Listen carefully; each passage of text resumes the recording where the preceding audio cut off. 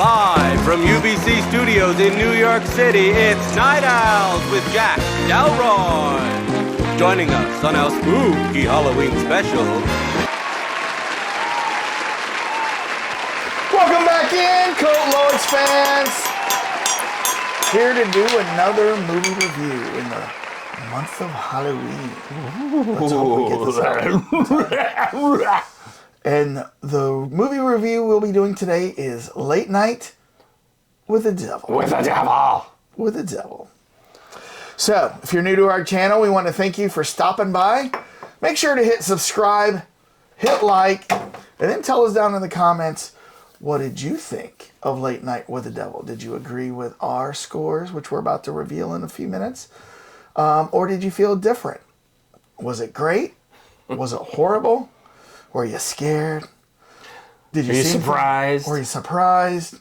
So I thought this was just a late night documentary. yes, yes.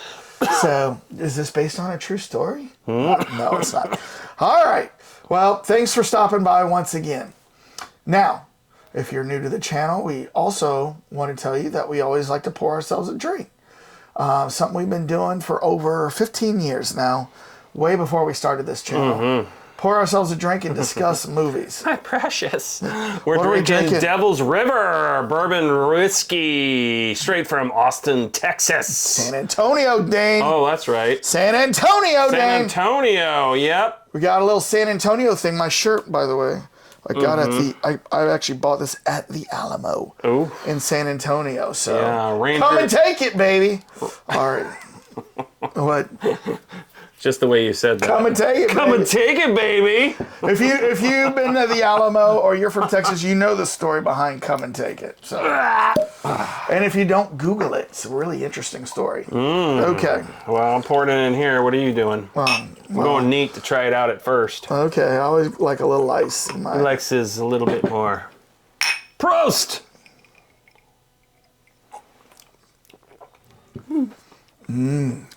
They say in the label it's the pure water that lends itself to this particular whiskey. It's that. Small batch Texas bourbon. It's that river down in Texas that everybody's swimming across, and we get the whiskey from it. No, yeah, that's right. All those unwashed masses. That's what gives it flavor. Yeah. I love their motto, sin responsibly. Sin responsibly. 90 proof. All right. So Well, that's actually it's pretty tasty. good. Yeah, it's not. Devilishly good. Yeah, it's not burning, but that's also a lower proof. What other devil things do we got going on? What is that over there? Well, this was a Halloween little thing, handmade Okay. Halloween item for my wife. You know what? We should have made a platter of deviled eggs. Oh, it's all out of the theme out here is red, Vampirella. We got Your Devil with very satanic. Very Hitchcockian kind of movie. And the funny thing, it ties into the Rolling Stone album out here with the pitchfork. Yeah, you know who this is, actually, this character? No. It's from the group The Misfits. Oh, that's a miss. Okay, yeah. You know, That's from the the, classic skeleton Yeah, face. from the group The Misfits punk band. I didn't realize. Got our 70s super whatever. Bell and Howell. Yeah. Super 8 or whatever they call it. XL. All right. Well, if you have not seen this movie yet and you don't want to know what happens, we got a warning for you. Spoiler alert! Here's Johnny. Oh, all right. We're going to go into heavy spoilers and we're going to talk about what happened in this movie. So if you don't want that spoiled, hit pause, go watch it somewhere on streaming. I have the Blu-ray. You can buy the Blu-ray on Amazon and have it delivered to you and watch it up. Then come back and watch it with us. It's also, it's on a lot of streaming channels too right now. Coincidentally, probably because of Halloween season. There you go. All right. So Carl Arndt, if you complain again about spoilers, we gave you the warning. He's calling out one of our viewers by name. Oh my gosh. The unwashed masses, what do they say? The unwashed masses swimming across the Devil's River to make our whiskey. All right. Crushing their tomatoes. All right. So, have you avoided the Yes. Rotten Tomato? Okay. So, what do you think the critics gave this? I think, well, I'm without any opining any opinion, I think the critics are going to be giving like an 89. And what do you think the audience gives? 65. 65.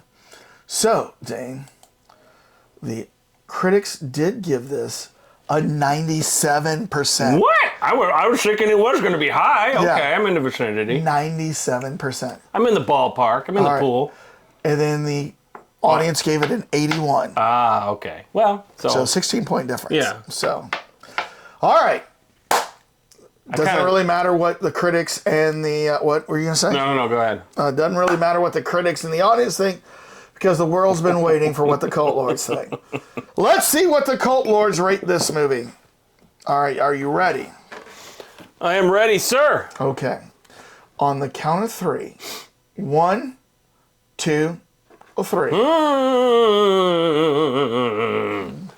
Oh! Larry Bud Melman versus Satan, 8.3. Here's the devil, 8.5. Yeah, nice. Yeah. Uno, dos, trois. Oh, man, those virgins are screaming from the devil. Yeah. So, Sacrifice. just to let you know, Yes. I probably would have gone to the 9s if it was a little bit scarier. I actually watched this one with my parents, and I hadn't watched a scary movie in a long time. And I was like, oh, I'm a little nervous about this. I saw the trailer for and then we watched it, and we were like, that wasn't really scary. I mean, there was like a couple moments where there is some freakiness to it, but, it wasn't scary. But I have to say, I always love it when I see something different that you've normally seen. So this was like a fake documentary. Yeah. It was a 70s late night show that competed with Johnny Carson. So it had all that late night nostalgia feel. And it was a documentary about that show competing against. It wasn't like they were doing a documentary. Yeah. So that was actually interesting. Yeah. Right. It's like they're documenting and narrating like this happened on that night in 1977. Yeah. Halloween night, 1977. Where were you? You know what I mean? And like, it was refreshing to see something done differently. Yes. And I have to say, I have seen this actor before. What is his name? Where I've seen him before, you might have, in the most recent is Dune. Yeah, he was in Dune. He was in Dune, Yeah, he was one of the... odd last name. What is it? He was the one of the mentats, for the bad guys, for the Harkonnens. Harkonnens, that's it. Yes. And then, I think he was in, Kick-Ass or something like that, or I don't remember. He was in some sort of superhero movie. I can't think of that. Yeah, he was in a lot of different things. Yeah, Suicide Squad. He was Polka Dot Man. Oh. Remember that? So that's what I did. Man. And then, but yeah, he did an amazing job as acting this role out. I thought Jack Delroy. Oh yeah, I thought his acting was amazing. In fact, Talk show host. Yeah, I kind of thought everybody did a really good job. My second favorite character. Go ahead. Sorry, I have a caveat there. The only person I thought did not do a very good job because I thought it didn't appear real enough was the sidekick. What's interesting about a theremin, Jack, is you play it without touching it. So you're not meant to touch it. No, sir, no touching. Why, Gus, if only you'd shown the same restraint at the Melody Burlesque after Friday's show. I thought he was like somebody had their brother come in there. He was so like laid. I mean, I don't know. It just all the other people were acting so well, and then he was like the one guy that's like, this doesn't make sense. As this character is that this person? It just didn't jive right. I can kind of see that. But the second guy that I really liked was the skeptic. Talk to the dead. But until I am presented with irrefutable proof, I will continue to expose these men and women for the swindlers they are. Carmichael Haig, by the way. So the beauty of this show, because we're jumping all over the place here, by the way, folks, because, for argument's sake, we're trying to keep this on the shorter side. But Carmichael Haig, he was based on a character that was called James Randi. Do you remember James Randi was an actual skeptic guy, and he was the one who said it started with $1,000 in like 1972, and then by the end it was $1 million. He was on Carson. Oh no, I know what that guy looks like. I think he's like balding with glasses. He looks like and Dr. Demento, ironically. Yeah. I was gonna say, doesn't he look a little bit like a younger Colonel Sanders too, like without hair? You know, he could be that too. So so that was the thing that I thought I didn't know at the time, but when I went and read some things about this show. It's like, oh, these guys are making all these references to they are. different 1970s things. Another reference that they made was, remember when they do the little biograph on the girl, and she's living in this like Lily? I think his name was? She's living with her parents who are part of a cult, a satanic cult, like the age of Abraxas or whatever. The cult of Abraxas. All right, so the leader of that, his name was Xander, like Xander something, right? Mm-hmm. In the 1970s, the First Church of Satan was led by Anton Xander LaVey. So they actually are basing it on a real guy, Anton Xander LaVey, who hosted the Rolling Stones. They were like into him for a while, and like he had a lot of celebrities that would go to his church. He wrote the first Satanic Bible.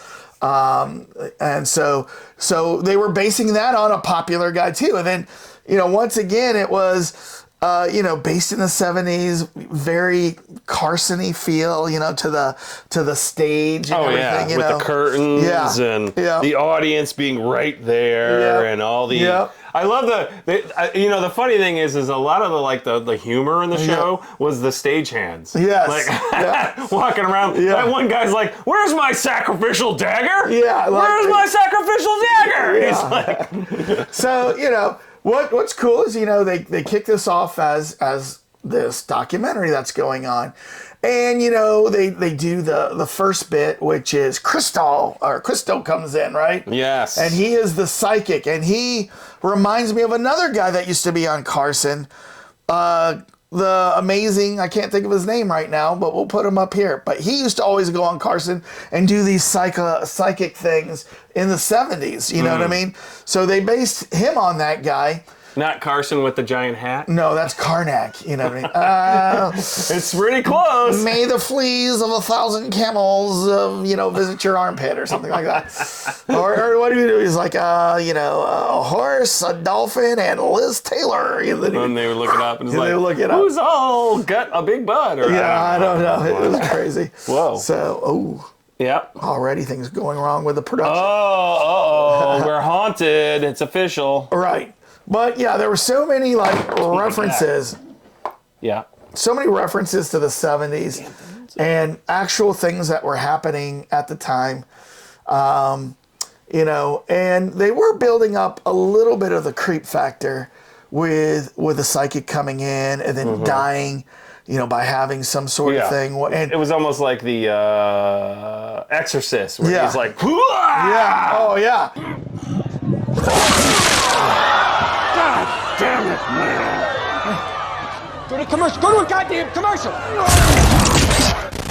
And then, the skeptic is like, oh yeah, like, I know that he ingested a bunch of blood right before here so he could regurgitate that, you know what I mean? Right, and so then funny. You find out that he died later. Oh, I know. That's what I was going with. Oh, yeah. That it was real, right? That wasn't like fake. You find out that guy died on the way to the hotel. And you know what? Or the hospital. What was amazing was the first two people he tried to channel were probably part of the setup. The two ladies? Yeah.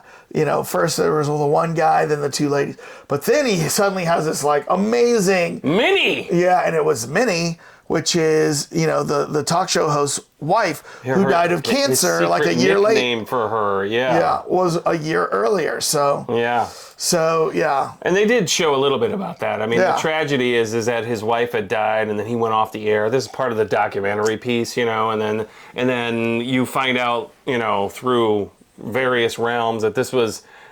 We skipped a little bit here, but this is Sweet Week. Yeah. So they're doing an occult episode to try to pull people in, you know, Right. because he really wants to beat Carson finally. Right. And so, but his wife had died previously, And the from ratings had cancer. kind of gone down. Yeah, and he after that. disappeared for a while. So this Yeah. was his first time back. Right? No. He had been back Okay. For a little while, but this was it was his Halloween show, and you know he had come across this this author who was a parapsychologist or something like that, yes. and he thought, hey, it'd be great to bring her in and her subject Lily, who is apparently channeling the devil. Conversations with the Devil by Dr. June Ross Mitchell hits shelves this week, and it is certain to challenge more than a few skeptics out there. She's like the third guest, or the second guest, right? So you know she's no, she is the third She's guest. the third, yeah. Yeah. Because there was the medium, throw up guy, the skeptic, the skeptic, and then her. Yeah. They had a musical guest, but they bumped her at the end. It would have been funny. That would have actually been a real guest. Yeah, A real yeah. musician. Dionne Warwick's here to say, you know, Oh, we're gonna bump her. we're gonna bump her. Sorry about that. But anyways, you know, so yeah, when she comes out, and you know, Lily is very creepy because she's just so nice. She's like, And so she's like Cindy Brady. yes. Right? Oh, exactly. She reminded me of Cindy Brady. She kind of like immediately acted like she knew Jack, the host. Well, good to see you again, June. You too, Jack. And Lily, so pleased that you could join us today. Thank you, Mr. Delroy. I'm so glad you could join us too. And there's the whole you know, the undertone there is that she does because Mr. Wriggles, the demon that's I'd somehow met Jack before, and was it Jack? I'm sorry, is that his name? yeah, Jack Delroy, Okay. right? Yeah. So what's interesting, where Mr. Wriggles apparently met Jack, is at the Grove. The Grove, and it's actually called the real. This is a real life place where presidents like Ronald Reagan, Richard Nixon, all the way back to like the Roosevelts And Herbert Hoover. they all attended this, and like businessmen of industry. So like apparently like Steve Jobs has gone there. You know what I mean? Bill Gates has gone there before. You know what I mean? And the name of the club is It's the something Grove. Bohemian. The Bohemian Grove. That's it. Right. And I don't know. Do you know that the kind of the crazy podcasting guy, Alex Jones? Well, I saw that, but I thought that's not the Alex Jones No, the real Alex Jones in real life. the guy that got in trouble recently. That Yeah, guy. that guy I didn't who realize like got it in was the same trouble. Guy. Okay. Yeah. So like, but earlier before where he got in trouble for the Sandy Hook thing. Sandy Hook thing, he and a cameraman actually like kind of went undercover and snuck in through the woods, and they dressed up as like people that would work there, and they went in and they took video of that, and they actually there's a video somewhere out there on the internet where they took a picture of one of the ceremonies that was It's going with on. the giant owl. Yeah, and they're yeah. all in They're robes Yeah. around a fire and stuff like that. Yeah. So, you know, he's saying it's a satanic thing. And I read that Walter Cronkite was the voice of the owl. Like the owl would really? speak once in a while, Oh, and my it was gosh. his voice. I don't Wow. know if it still is, but Well- not that we were ever invited to the I wouldn't Bohemian. go. I wouldn't go. That's just too creepy of a thing. Like, okay. Sounds like it's- a lot of like. Well, so it's supposed to be a retreat where you don't talk about work. Right. But I hear the reason why everybody goes is to network with other business people, you other heard what the politicians. slogan was that What? they have? It's the spider. Oh, yeah. Yeah, I do. Something about No, the it says, spider. weaving spiders come not here. Yeah. It's supposed to be don't network. Don't We're not network. here to talk about conspiracy or political Politics things. or doing business Yes. deals. But that's what it really kind of is, Right. I'm sure. And did you read what Richard Nixon said? No. What did Richard Nixon He say? went there. So this is Richard Nixon. Right. Because we're going to go across into the probably the boundaries of politics? Of politics. And Okay. Richard, he said, the most faggy goddamn thing you could ever imagine. Well, he probably, I don't know if we're going to be. we might have to beat one we might part have of to that. beep one of those. But you know what? I could see where like he's invited and people are like, oh, you got to go. There's so many men of industry. And he goes out there and witnesses what this is. And then he's like, this is like ridiculous, right? But like other people take it serious, you know what I mean?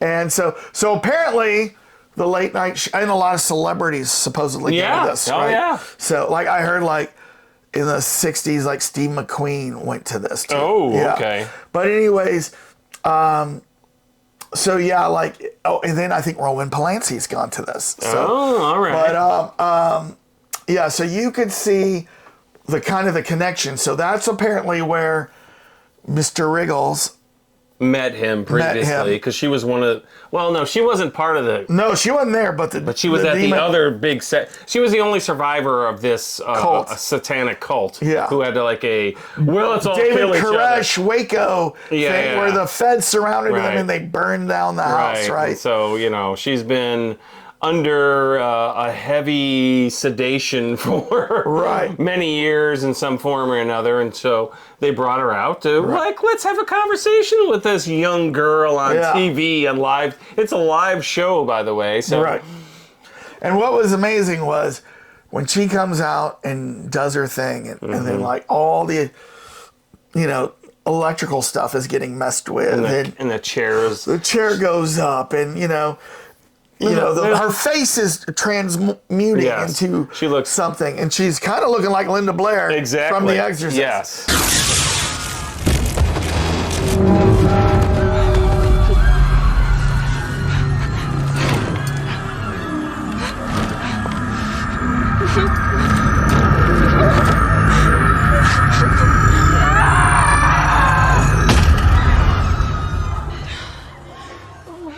I'm so sorry. Crowd is just, mesmerized. Like the even the parapsychologist has to keep going.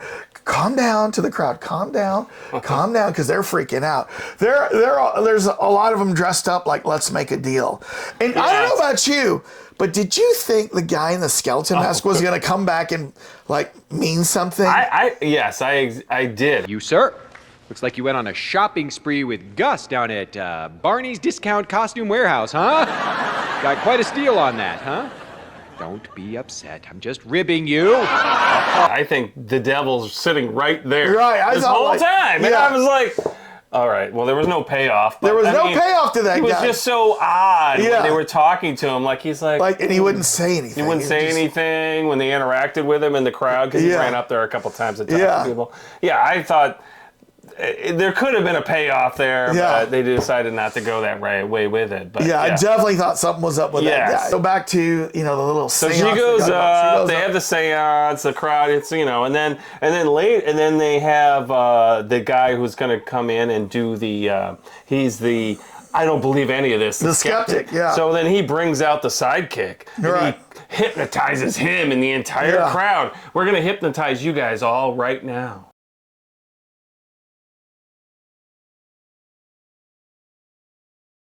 Subscribe. You want to subscribe. You want to log on to your other accounts and subscribe. Welcome back, ladies and gentlemen. All right. What happened? Yeah. I don't know, but I whipped out my phone and I'm on like 3 or 4 of my accounts here. So and so he hypnotizes everybody in the audience, and there was like the worms coming out of his stomach, and he's like tearing things. And you're like wondering, how's he doing this?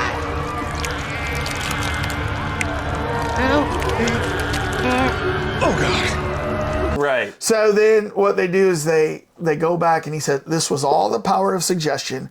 He goes, the people who saw it, were hypnotized, and he goes, there was probably a few people who didn't see it, but we're going to go and we're going to look at the camera at the replay. Prove that this really didn't happen. This really didn't happen. And then, yeah, it didn't happen. The guy's just taking his shirt off. Yeah. He's like, oh, I'm so embarrassed. Yeah.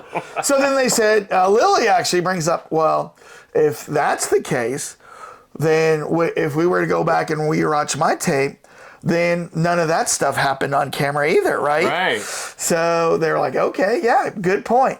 So when they go back and rewatch it, it happened, right? And then, levitation, talking like us. Oh, everything. And then suddenly, I can't remember, how did Lily bring out Mr. Riggles again at the... I know. This is the part that gets confusing, because I rewatched this, and she, all of a sudden, there's like an electrical event in the studio. Yeah. This had happened kind of on and off throughout the studio, and all of a sudden she's like, like electric that way, and then all of a sudden her head just like blows open. Yeah, and then the parapsychologist, she goes up in the air. And then she like cuts her like head off on with her necklace, with her cross necklace, and then the guy's like, the sidekick's like, I compel you with my cross, and she's like, crap, and then he falls over. His head's and then the psychic or the skeptic gets down on his knees and says, "I worship you," or something like that. I was not wrong. Here's my check. Dude. Yeah. You take it. I believe you.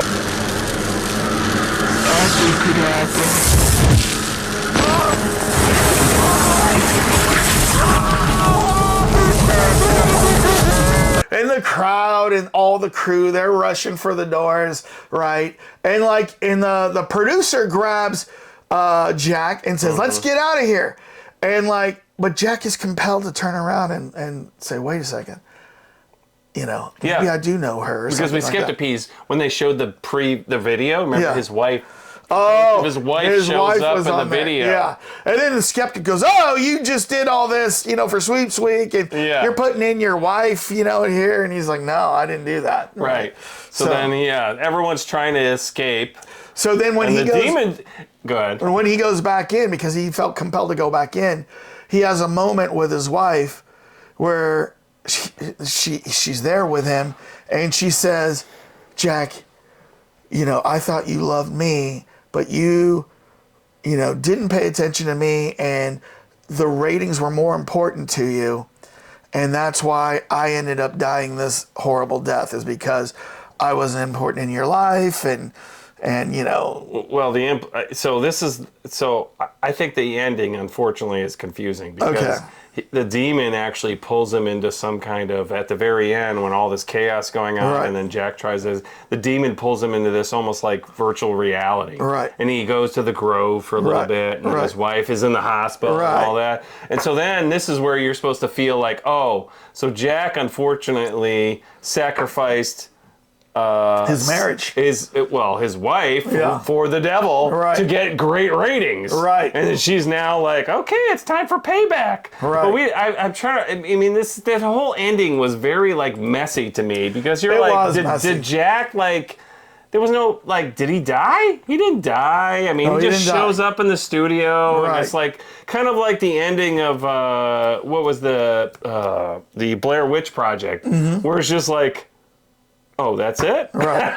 Yeah, it does end. And this is why my score was lower. Yeah, well, like I said, I would have gone higher for a few, if it had been for a few things. The ending was confusing, not 100% satisfying. Yeah. It wasn't as scary as it could have been. It could have been scarier, I think. Yeah. And so it could have been in the 9s if they had done things a little bit different, but this is where it falls down to the B. Yeah. It's a B. It's not an A. And I think in my wife was the same thing. Why didn't they show more of the Grove? Right. They didn't go into it enough. Then they get into this weird messiness with the end, where you're like, well, I'm supposed to piece things together to figure out, he sacrificed his wife's.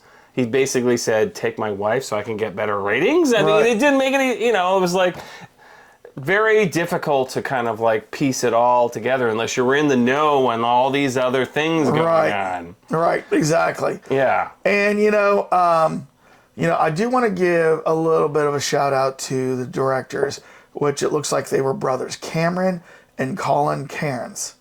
They're both the writers and directors. It was clever. It was, I don't know if you'll ever watch this, Colin and Cameron, but I think you did an excellent job creating something different, creating intrigue, creating a build-up. The only thing was, the payoff wasn't as good as it could have been, I don't think. And maybe it's tough to get a good payoff on this, right? You know, where do you go with this? But it was still, I think, a great movie. I gave it an 8.5. I would recommend it to people, and love to see what you have coming next. So, yeah, right. I mean, and I completely agree with you. I mean, Yeah. I think what happened was there was a culmination of the demon coming out and killing everybody and everything. It's like, and then all of a sudden it turned into, let's explain what happened with Jack in his background. Right. It's like, that should have happened earlier. Right. It should have just ended with like the whole stew, and you never, there was all these like loose ends, like what happened to the guy, the stagehands? Mm-hmm. You know, They got out. I know. What happened to the other producer, the guy with the glasses with the curly hair? It's like, where's that guy? So they weren't. I mean, I don't know if this is how you wrap this up with a bow, or if this is too much. They want to leave this to the audience. Mm-hmm. But they start off with this narration, right, of this like kind of like a this is the night, this is the full version of the tape. That happened. Right. Well, you kind of want to know, like, how did America take this? You know what I mean? For everybody who watched this I live, didn't even think about that. for everybody who watched this live, great. what do they think? I mean, I know. They should have shown an audience looking at it on the TV. The co-host is dead. The famous spiritist who's been traveling the country is dead. The skeptic is dead. The parapsychologist is dead. You know what I mean? Everybody's dead. You know what I mean? Except for the host.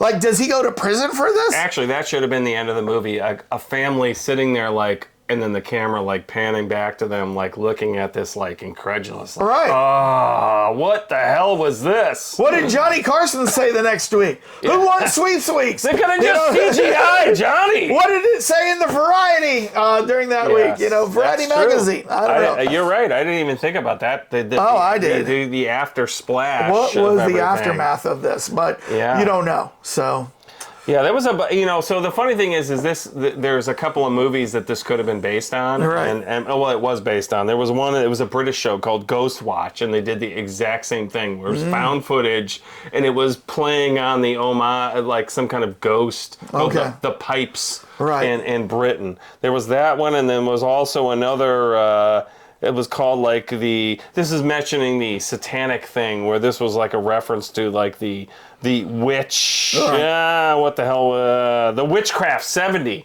We'll have to watch it sometime. It was a movie, Witchcraft 70. But yeah, I mean, I agree with you. They could have done such a better job with this, and it was like there was so many details in here that unless you knew the background story, you're not going to get like all the little Right. ins and outs. Right. So I agree with you on all that. yeah. So could have been better, dudes. Yeah. I wish they would have gotten some like actual sponsors for like the, when they go to the break and stuff. Oh, that and would like have been maybe funny. they played like Rice Aroni commercials in the background, or Right. I mean, Madge, how does your it's Palmolive, right? You know what I mean? right. I mean, Tarantino and Rodriguez could have done I'm sorry, but could have done a better job with this entire Right. that. What I'm getting at is it to that. Right. With all the little commercials flued in there, they would have came up with a much more Made it more of a grindhouse kind of Right. feel. So, yeah. Well, just to finish up, I liked it. I would recommend it. Dane liked it. You would recommend it, right? I would recommend it for a certain angle. But it still could have been better. But I would like to hear what the Cult Lords fans think. Yeah. Tell us down in the comments what you thought of this movie. We always love to answer the comments. These are located down there, by the Yep. way, in case you're wondering where they are. Well, it's down there. Oh, I just knocked over it. Drac. Oh, he lost his cape. Yo. Out there. Come. Yeah. All right. Tell us in the comments what you think of this movie. Did you like it as much as we did, or not as much? Did you find it boring? Did you find it scary? And make sure you do that right after you hit subscribe and like. Mm-hmm. And Dane, here's Dane. Oh! Johnny's here! Satan's here! Peace out. And where are you? from the Eastern Shore of Virginia. Oh, do you have any questions about New York?